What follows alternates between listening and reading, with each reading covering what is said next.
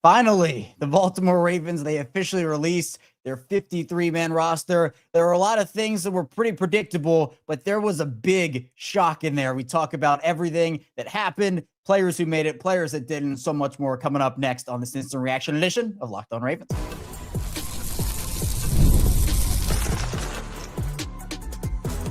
You are Locked On Ravens, your daily Baltimore Ravens podcast. Part of the Locked On Podcast Network, your team every day. Welcome in to another edition of Locked On Ravens, your daily Baltimore Ravens podcast. I'm your host, Kevin Oestreicher of Ravens Wire. And on today's show, we have the entire 53-man roster to finally react to. And I mean finally, because it takes them forever every single season to do this. And I always try to prepare myself. I'm like, I know it's going to take a long time, but there's always that little sliver of hope in me that's like, oh, come on, they're released at like 4:30, right? No, we got this at about 7:45 p.m. Eastern time. I guess better than last year. Last year was right around like 8:30, so about 45 minutes better this time around. But we have it. You know what? What's done is done. We can react to it. There was a major shock, so we're going to react to the full 53-man, who made it, who didn't make it in the first part of the show, especially that shock. Then in the second part, we'll obviously talk about the deserving bubble players that made this team, kind of their journeys, and honestly what it means for the talent evaluation for the Ravens. And then rounding it out, there's still a long way to go here. The Ravens obviously going to start building up their practice squad. Waivers are going to happen. Could they lose anyone? Could they try to bring another veteran in? There are still a lot of other things that have to happen over these next 24, 48-ish hours, and honestly leading up to the season. So appreciate everybody for being here, making Locked On Ravens a part of your day, your first listen each and every single day as well. And thank you to all the everydayers, the first-time listeners, of somewhere in the middle. Thank you as well. I want to tell you today's episode is brought to you by FanDuel. Football season's around the corner. Visit the FanDuel app today and start planning your futures bets now. Let's just dive into it. I'm just going to go position by position. I want to give myself a little pat on the back. And if you also did a good job predicting the roster, I'm going to give you a pat on the back as well, as I had 52 of 53 guys. That's pretty good. I think last year I had like 47 or 48. I didn't do a great job last year, but this year felt like there were a lot of pretty solid predictions that you could kind of say, yeah, this is a thing and this is going to happen. So my only miss was John Jenkins making the roster. And of course, we will unveil who did not make the roster in his place. So let's start it off. Quarterbacks, Lamar Jackson and Cooper Rush. That felt pretty apparent. Definitely did not make the roster. That is official. Running backs is 4. The Ravens, John Harbaugh, they did not lie. Now they have it grouped up as 5 with Patrick Ricard in there. I'm just going to split it up, fullbacks and running backs. So Ricard is the fullback. Derrick Henry, Justice Hill, Keaton Mitchell, Rasheen Ali does make it. John Harbaugh was telling the truth. And look, from what he was saying about Ali with the special teams ability, him starting on a bunch of units, we know that is a big way that you can make this Ravens roster. Wide receivers, no surprises. The 6, Zay Flowers, Rashod, Bateman, DeAndre Hopkins, Tylan Wallace, Tez Walker, LeJohntay Wester. You have 3 tight ends, Mark Andrews, Isaiah Likely, and Charlie Kolar. Now, this is something I want to talk about, and we'll break it out a little bit more as the show goes on, but I just want to dive into it briefly. Isaiah Likely making the roster and not going on injured reserve bodes well for his return, obviously, prior to week 5. Obviously, if he went on IR, he would have to miss at least the first 4 games of the season with a designated to return label. My prediction, if you've been listening to me on Locked On Ravens over the last couple of weeks, honestly, the last handful of weeks as the Isaiah Likely injury happened, I've been saying that my sweet spot for him is probably week 3. I don't expect him back in week 1. But if he's back to like 95, 99% by week 3, I think that's good. If you can maybe get him that extra week of rest against Cleveland, that would help. So Isaiah Likely is on the roster. No injured reserve for him. Offensive line, they kept 9. Linderbaum, Cleveland, Bullock, Noteboom, Rosengarten, Vincent, Voorhees, Falele, and Ronnie Stanley. No surprises there. On the defensive side of the ball, John Jenkins is one of those 5 defensive linemen alongside Namdi Madubuike, Aeneas Peebles, Broderick Washington, and Travis Jones. Linebackers, they grouped them up into inside and outside, but I'll split them up. So inside linebackers, they kept 5. Roquan Smith, Trenton Simpson, Jake Hummel, Teddy Buchanan, and Jay Higgins. Shout out to Jay Higgins for making this roster. I'm so pumped. Then 5 outside linebackers as well. You got Mike Green, Kyle Van Noy, David Ajabo, Tavius Robinson, and Adafe Owe. In the defensive back room, You have 6 cornerbacks. This was my miss. I expected them to keep 7. They only kept 6. Nate Wiggins, Chidobe Awuzie, Jaire Alexander, TJ Tampa, Keon Martin, and Marlon Humphrey. So pumped for Keon Martin, man. I love that he made this roster. He earned it. I said it. He earned that spot, as did Ruben Lowry, who's a part of the safety group. He made it alongside, obviously, Malaki Stark, Kyle Hamilton, and Sanusi Kane. Your specialists, no surprises, Jordan Stout, Tyler Loop, and Nick Moore. Now, there was one player put on reserve injured, and that is Adisa Isaac. He will obviously be designated for return at some point. On the NFI is Emory Jones, and on the physically unable to perform list is Ardarius Washington. So again, a lot of things that were pretty straightforward. The big shocker to me, and I see already we have a lot of people in the chat. I looked away to read the roster. I looked back. We had a ton of people in the chat. So appreciate everybody who was here with us live. Of course, if you're watching in video form or audio form after the fact. The surprise to me was Jaylen Armor-Davis. Jaylen Armor-Davis did not make the roster. That news came out, honestly, decently early in the process. A lot of these cuts got leaked or reported by a lot of different people. Obviously, we want to wait here. At least I want to wait to get the full picture of it. I was pretty surprised about Jaylen Armor-Davis not making the roster. And I can understand it, but it is still a surprise to me because it's not about the injuries. It's not about all that, which is it's a thing for JAD. We know that, but he earned it, in my opinion. You know, it would have been a different conversation if he had played poorly or didn't really do enough to separate himself from some of the other guys. At that point, I would have said, yeah, he just hasn't proven it. Like, he's been injured. He's not showing anything. Like, you probably should just get rid of him. But I thought that JAD played well in the preseason. Personally, I thought week 1 and week 3, he made impacts, but clearly it just feels like the Ravens want to kind of go traditional here. And what you kind of have now is Marlon Humphrey and Keon Martin is your 2 slot guys. So Marlon will start, and then Keon Martin will very clearly be your backup. And then you're going to go with 2 backups to the 2 starters on the outside, Jaire and Nate Wiggins, with obviously Chidobe Awuzie and TJ Tampa being your 2 backups on the outside. So definitely like a traditional thing there. JAD, I don't think, and I see people talking about it, he will be subject to waivers because he is a player that's accrued less than 4 seasons. This will be his 4th season. He was in a contract year. So if he, and I see Randy talking about it here, we're going to be able to add him to the practice squad. So he would have to pass through waivers. I'm not sure that he will pass through waivers. I feel like a team's going to pick him up, especially with what we saw from him in the preseason. But again, this is what we were talking about. The Ravens were always going to have to make a tough decision or two, right? They were always going to have to make a tough decision or two. I had it be John Jenkins on a handshake deal and to see maybe if they could have maneuvered something along those lines, but JAD was the cut here. It's not the end of the world, obviously. The Ravens can still win a Super Bowl without Jaylen Armor-Davis, all right? It's okay. It's okay, but it still doesn't mean that it wasn't a shock, in my opinion. And I see Bill asking if they cut Ajabo. They did not. David Ajabo made the team. And again, I appreciate everybody, all the support we got in here for everybody. And everybody's being friendly and friends. We love that over here on Locked On Ravens, so I appreciate it. Love these live shows, just being able to engage with everybody in the chat, get everybody's reactions. So, look, I personally love where the Ravens are roster-wise. We're going to get a little bit more into the bubble players that made it in the second part of the show because I want to dedicate some time to obviously Ruben Lowry, Jay Higgins, Keon Martin. But I do want to dive into the cuts as well. And so Ravens 76B more asking if they cut Okoye. They did. So let me quickly pull up the list of players that did not make the roster. Okoye was on that list. I have it here. I put it.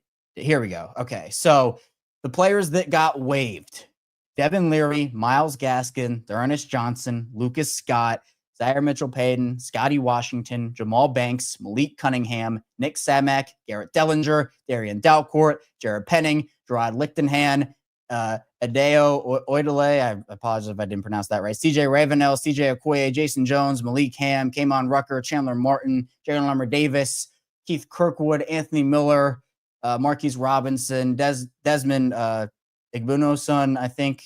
Again, apologies for if I didn't pronounce it right, and Keandre Jackson. So those are the guys. And obviously, injury-wise, Dayton Wade, Xavier Guillory, and William Kwenku did not make the team either. So, and Brent Urban as well. He also did not make the roster. So those are all the guys that did not make it. But then you have guys that like were kind of on that roster bubble. Rasheen Ali being the one we kind of talked about his situation as the fourth running back. I'm not mad at this roster whatsoever. I think Eric DeCosta did an absolutely phenomenal job here of going through, identifying talent. And again, like you hear all these stories about guys, you know, the whole thing with the Ravens, at least, is that they know how to identify talent, right? For example, with the Jay Higgins, I guess I'm kind of cheating a little bit by talking about Jay right now instead of in the second part of the show, but I don't care. We're going to talk about him now. When you look at Jay Higgins, someone who I had in my mock drafts for the Ravens, 5th round, 4th round, maybe 6th. I would have been okay with that. I would have been okay with anything for Jay Higgins, but he's a guy that pretty much combine-wise, the combine didn't do Jay Higgins any favors. We know the combine didn't do Kyle Hamilton any favors either, and the Ravens took advantage of that. They take advantage of players that obviously show it on tape. They have the skill sets, they have the film, and it leads to this. And I'll transition into the second segment by saying this.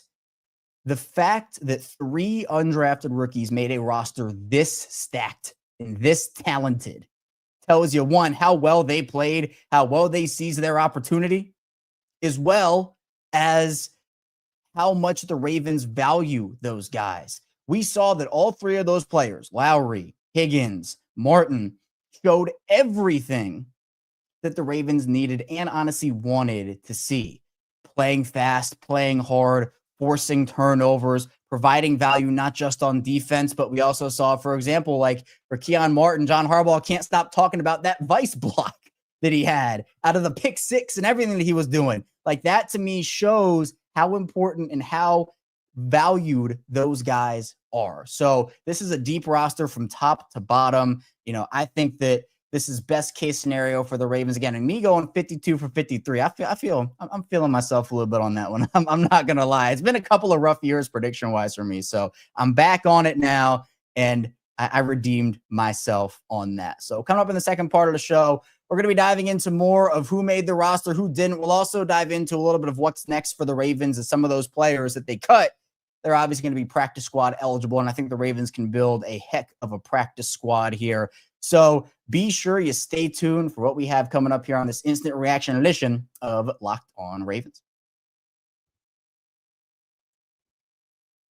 First, this show is brought to you by FanDuel. And August 26th, that is today. It's coming to a close. It's officially FanDuel's Futures Day, a brand new holiday for football fans who live for bold predictions and preseason hunches. And for just 24 hours, FanDuel's giving you deals on NFL season predictions. So whether you're calling your MVP, eyeing a long shot division winner, or ready to crown your Super Bowl champ before week 1 even kicks off, this is your moment. And I'm going to do it. I'm going to crown my Super Bowl champion in August. Now, over on FanDuel, you're looking at the Super Bowl odds.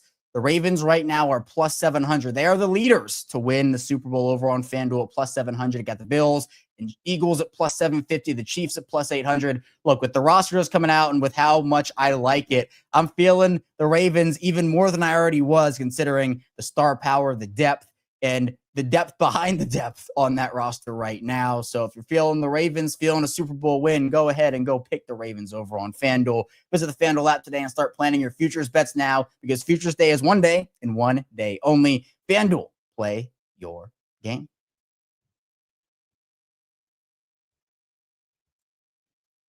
Moving right along here on Locked On Ravens, Kevin Oestreicher still instantly reacting with you to the Ravens final official 53-man roster. It took forever, took a long time. I was kind of just sitting there hitting refresh, but we finally got it. We finally made it. And again, about 45 minutes earlier than last year for the Ravens. So that's progress. We're making progress. Hopefully next year, let's say 6:30. Right? Can we agree on that? 6:30 would be okay for the Ravens roster. Appreciate everybody for being here. We're a 5-day-a-week Ravens podcast here on Locked On Ravens. So our regularly scheduled programming is Monday through Friday, 6 a.m. Eastern time. You can tune into that, because we have that for you every single weekday. But we also go live after pieces of Ravens big news like this. We go live after every single Ravens game. We have the Locked On Ravens watch-alongs, where we now react play-by-play live to every game. That's been fun. We did that over the preseason. The regular season one's going to be awesome. So appreciate everybody for tuning in. And be sure, if you're here with us live in the chat, or even if you're watching or listening after the fact, I always am curious where people are tuning in from. So drop in the chat where you're tuning in from. Drop in the comments where you're tuning in from as we go on here on the show. I'll try to read off some of those because we have such a big community over here on Locked On Ravens. I really, really appreciate everybody's support. But let's continue diving into the Ravens' final 53-man roster. Again, I said I would spend some more time on the guys that obviously everybody was hoping would make this roster: Ruben Lowry, Jay Higgins, and Keon Martin. I'm so pumped for all three of those guys. And again, for these players, there were guys that at the beginning of training camp, the odds for these guys making the roster were not really there, particularly Keon Martin. And I know Jeff Rebeck has talked a lot about it, and he honestly made everybody aware of it again. But Keon Martin was not initially on the Ravens' final initial rookie undrafted class. Like, he had to go through rookie minicamp, the tryouts, and then he was signed after that. So this is a guy that wasn't on anybody's radar, really. He didn't get any offers. Like, this is a player that has worked and worked and worked to get to this point. And I loved his answers. We talked about it on a episode, Monday's episode, as we were kind of diving into if he could potentially make the roster. And I tell you, the way that he talked about his opportunities and saying that he took every opportunity that was thrown his way. And you could tell that he was at peace with what he did, that he made sure that everything that he was given to him and was put in front of him, he took it and he did everything he could to make this roster. And, you know, I love that mindset. You could tell, like, the Ravens emphasizing turnovers. And what did Ruben Lowry do? He went out there in camp, and we've had Qadri Ismail on here a bunch. We're going to have him on again this week. He's part of the squad show. He's been out there at Owings Mills, and he's talked about how much Ruben Lowry has been around the ball. So I personally, I love that. And again, a guy like Jay Higgins, who is flying around, getting his hands on the football, intercepting, forcing turnovers, that's a guy that flies to the ball. And while they're going to have to pick it up on special teams, the Ravens finding these guys and kind of making sure that they have a role initially, it's going to be big for them, because last year, special teams wise, we can just call it like it is. The Ravens special teams unit was not good last season, right? It wasn't. The coverage units were not good. They weren't. So obviously signing Jake Hummel to be your special teams ace type of guy, and everybody can be happy. Hummel makes the roster. Higgins makes the roster. So everybody gets what they want here, which again, I'm thrilled about. But him and some of these undrafted guys, like, everybody is going to have to step up and contribute there, because you don't want your opponent starting at their 35-yard line, their 40-yard line. You want to be able to pin those guys back, pin them back 20, 15. We saw TJ Tampa make plays. We saw Tez Walker make some plays in that regard. So it's going to be guys along those lines. Obviously, Tylan Wallace is going to make an impact there. I think others as well, you know, even like a Sanusi Kane, who I think is kind of going to be, hopefully for them, that next Anthony Levine. We saw him have that. And Sanusi Kane hits, by the way. He is a hitter. So having him in that role, Simpson, I think, is going to have a role there as well. So I'm excited about the roster. Again, Jaylen Armor-Davis was a shock to me. I guess, honestly, I want to gauge where everybody else is at with that move. So in the chat, in the comments, if you're watching after the fact in video or audio form, what was your shock level 1 to 10 on Jaylen Armor-Davis getting cut? 1 being not shocked at all, 10 being absolutely floored by the move. 1 to 10. While people are doing that, I'm going to read off where people are from. So me personally, I was at like an 8. I wasn't like floored on the ground, but you know, my jaw kind of dropped a little bit. So that's where I was. Let's see. Let me find some people here. We got Edmonton, Canada. We got Baltimore. We got Sunrise, Florida, South Georgia, Garland City, Arkansas, Johannesburg, South Africa, Maryland. We got Illinois, somewhere in Maryland, Bradenton, Florida. We got Columbia, another Arkansas, Alabama, Georgia. Man, we got everybody in here. More Maryland, Baltimore. Whew, we got more Columbia. Man, I love the Ravens community, the Locked On Ravens community here. I love it. I see we got San Diego, we got Utah, the Bronx. Man, we got everything over here. I love it. Arizona. Appreciate everybody for tuning in wherever you are. I see the consensus here. We got a 0 to start it off. 10, 10, 4, 5, 10, 4, 8.5, 8, 9. So, okay, seems like the consensus is people were either extremely shocked or not surprised at all, which I get it. Because for, again, JAD, he showed me during the preseason that, man, okay, this is what we were looking at. This is what we were trying to see from him for all this time. And then just kind of move on like that. It's like all this unrealized potential, I guess. And I guess that's the story for a lot of injured defensive. I mean, Iman Marshall was one of those guys who were like, oh man, this guy's going to be the next great mid-round corner. And he just could never stay. By the time he was done with the Ravens, people were wondering if he was a real person because he was never on the field. So, I mean, I just think the thing that makes it a little bit shocking is you hear coaches raving about Jaylen Armor-Davis during camp, calling him like I think what it was, the smartest defensive back on the Ravens. Like, you had so many coaches come into his defense. They were also trying him out at safety. So maybe that was the writing on the wall a little bit about, okay, we're going to have to try in a certain spot because clearly it's not working here. So we need to go back to the other play, the other, I guess, outcome, which is you can play somewhere else for us. That would be better. But then Ruben Lowry came along and he took that safety spot by the horns. So at this point, I'm expecting them to probably lose Jaylen Armor-Davis to waivers, and we'll get into a little bit of what I expect over the next 24, 48 hours in the final part of the show. But, I hear, and Cam kind of puts it, 7 corners was too much. Jaire took Jaylen Armor-Davis's spot, and that's what it is. I mean, you can honestly go up the depth chart with that. Like when Jaire Alexander signed, I'm sure Chidobe Awuzie, like obviously he wants to win, and that's part of the reason he came to Baltimore and everything. But Chidobe Awuzie was signed to play third corner next to Marlon and Nate.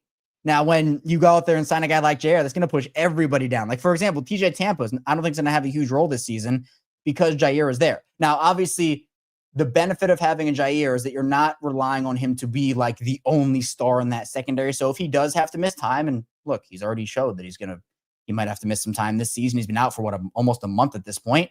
You have the depth behind him, but Jaylen Armor-Davis, that essentially if the Ravens were set on keeping 6 corners and Keon Martin did what he did, and he absolutely earned that spot, well, all of a sudden, it does push Jaylen Armor-Davis. It's the odd man out. It's the odd man out. So that to me was interesting. I didn't really expect anything else, though. Like nothing else was truly that big of a shock to me. I mean, just kind of looking up and down the roster here, you could have made an argument for Ali not making it, but Harbaugh was very clear on that. Like, if the trade-off probably would have had to be Ali for Armor-Davis, if we're being honest, because even though I had John Jenkins off of my final 53, there was clearly a role discussed for Jenkins. There was also guaranteed money for him as well in that deal. I can't remember how much it was, but that was a pretty big indicator he wasn't going anywhere. It felt like it would have had to be, if they wanted to keep JAD in 7 corners, Ali would have had to be the trade-off. And again, according to John Harbaugh and just seeing what he does. And I thought Ali, it wasn't just like, oh, Ali only plays special teams. He had a good preseason too. I mean, he looked fast, explosive. I thought he struggled a little bit in that first game in the first half, but really got it together. So I'm at peace with what the Ravens did. I'm really excited. In my opinion, and this might just be me, maybe other people feel this way too. Maybe you feel it, but I think this is the best roster the Ravens have had maybe ever. Like complete roundabout roster, offense, defense, special teams, everything combined. I think it's the best in the Lamar Jackson era. They've had a lot of great rosters. That 2023 defense was insane. Obviously, 2024, they had a pretty good roster. 2019, not a lot of people were expecting a lot out of that team. Then they just absolutely did it insane. So I think this roster is the best in the NFL. Jaire put them over the Eagles for me. I think the Eagles are a close second, but Jaire really lifted them up there. So they're going to have a lot. And, the big thing with the undrafted guys too, and I meant, it's funny, I said I was going to devote like the whole second segment to them. I kind of did it in the back half of the first part of the show and a little bit in the beginning of the second part too. But even if these guys are inactive every week, even if, they only activate 5 corners, or they decide Higgins is going to be the inactive and they only keep 4 inside linebackers on the active game day roster and Higgins isn't active every week. This to me, honestly, first of all, it saves them from going on waivers, right? That's the big thing. You don't want to subject those guys there. Now, the thing with the waivers, and we'll get to it a little bit in the final part of the show, is a lot of teams are also trying to keep their own guys. So the trade-off of like everybody the Ravens cut is leaving, that's not going to be true. But to me, it's a really important notion that this is not just the first year the Ravens have had a bunch of undrafted guys. We know the streak. I believe it's 21 of the last 22 or 22 of the last 23 years the Ravens have had at least one undrafted free agent on their roster. The scouting, the development plan, the talent identification. John Harbaugh talked about it during his press conference on Monday, where he was just like, look, the system we have in place works. It absolutely does. It absolutely does. So this Ravens roster stacked. It's incredible. But again, they are not done. They still have a practice squad to build. And hopefully that will involve a lot of the players that they ended up releasing, because I think that they can build a heck of a practice squad with those guys. But maybe there are a few other guys that could maybe be on their way to Baltimore. So coming up, we'll dive into what is next for this Ravens team as the next 24 to 48 hours commence, and so much more. Don't go anywhere. A lot coming your way still on Locked On Ravens. This episode is presented by Yahoo Fantasy. This NFL season, it's right around the corner, and you can feel the buzz. Fantasy football season's here, and everyone's researching, drafting, and building their championship squads. If you haven't joined the league yet, now's the time, and it's all happening on Yahoo Fantasy. We will be doing Locked On Ravens Fantasy Leagues again this season. I had 22 of them last year, so hoping to break that number. This year, I'm playing fantasy football on Yahoo Fantasy, and you should too, whether you're a first-timer or a veteran creating your millionth league. Yahoo Fantasy is loaded with fun ways to compete and brand new features that make the game even better. With season kickoff on September 4th, now's the time to start playing Yahoo Fantasy Football, which offers so many fun ways to compete. More ways to play. Try the brand new Fantasy Guillotine League mode, where the lowest scoring team gets eliminated weekly until one team is left standing. Want to play instantly with friends? Try the new Draft with Friends mode. For the classics, get your crew together and go head-to-head in a private league. No crew, no problem. Join a public league, the easiest way to play. The NFL season kicks off September 4th, so don't wait. Start your league now. Draft now at yahoofantasy.com/LockedOnNFL. That's yahoofantasy.com/LockedOnNFL. We're rounding things out here on this episode of Locked On Ravens, instantly reacting to the Ravens' final 53-man roster. Again, appreciate everybody for being here, whether you are live with us on YouTube in the chat or whether you're watching it back in video form or audio form after it is all over. Our goal here for the video side of things, we have a couple updates, one video, one audio. Video side of things, we're going for 14,000 subscribers by the time the season starts. We're just about 25 away from that goal. So hopefully we're going to hit it. I really hope we do. But if you have a friend or a family member who wants daily Ravens coverage or just wants the Ravens perspective on something, be sure to spread the word and tell a friend or family member that we're here for them, just like we're here for you on Locked On Ravens. And also in audio form, we now have new thumbnails going on. So obviously on YouTube, we got the episode specific thumbnails. That is now audio form as well. So incredible audio community, incredible video community. Again, thank you, thank you, thank you. Let's make a practice squad, why don't we? Let's make a practice squad. I think that the Ravens have a lot of opportunity here. And if you're with us, either again in the live chat or if you're in the comments, video form, audio form, put who you believe the Ravens should bring back to the practice squad.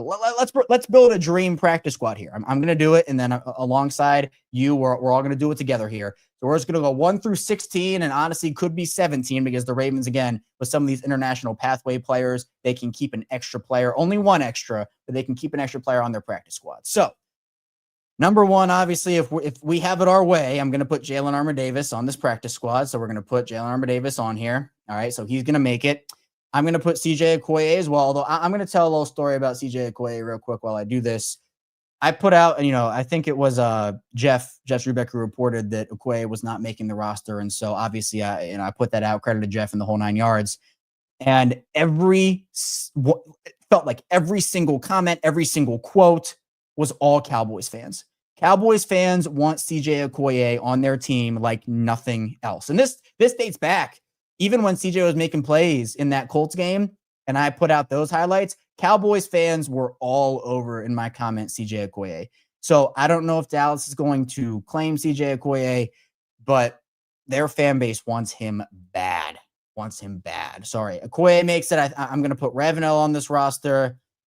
We're going to put 4 is going to be quarterback spot. This is not going to be popular. And I'm not saying it's going to happen, but Devin Leary is a possibility. I'm saying a possibility for the practice squad. I'm going to put Devin Leary / Tyler Huntley / just other quarterback. If the Ravens want to value someone who's been on the roster, has learned the plays, then I feel like it will be Leary.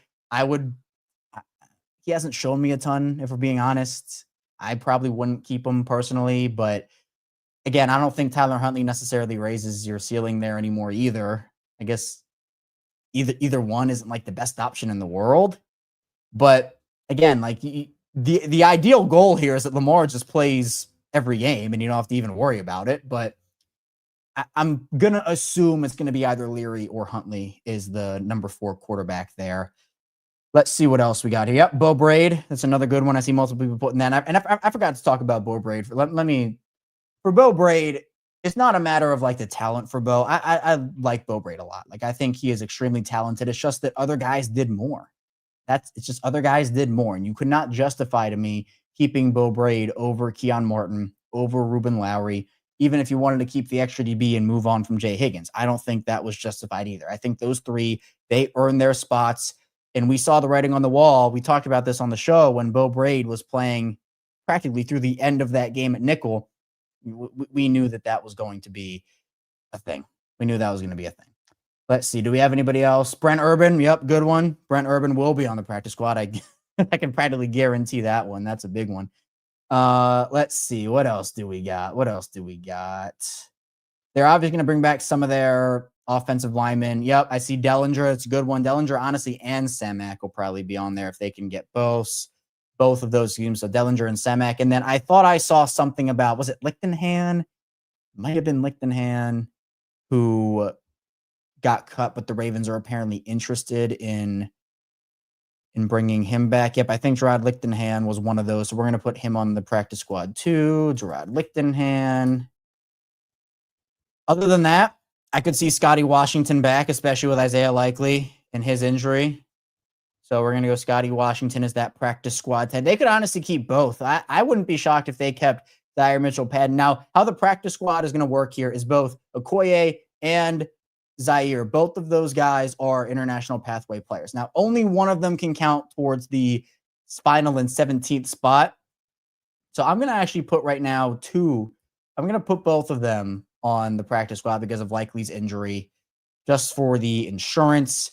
I want Chandler Martin as well. Just kind of looking through here. Chandler Martin. Let's see. Malik Ham, I would love to have back if I'm the Ravens. I think he would be great. Anthony Miller. See the thing. I would love Dayton Wade back, but I don't know what his injury situation is. So I don't know if they're gonna try to move him to IR. I mean, they could have, but they didn't. So I don't know how that's gonna work. Obviously, Miller, Keith Kirkwood. I'm gonna assume Malik Cunningham makes it to. So we'll go 3 wide receivers, and then I'm gonna go Myles Gaskin over D'Ernest Johnson. That's maybe a little controversial. And then Lucas. Oh no, Lucas Scott I think is gonna make it. Oof. All right. I'm gonna take Zaire off. Actually, I'm only gonna go with one. Only gonna go with one tight end. I think that covers it, unless I missed any. This is the dream scenario, by the way.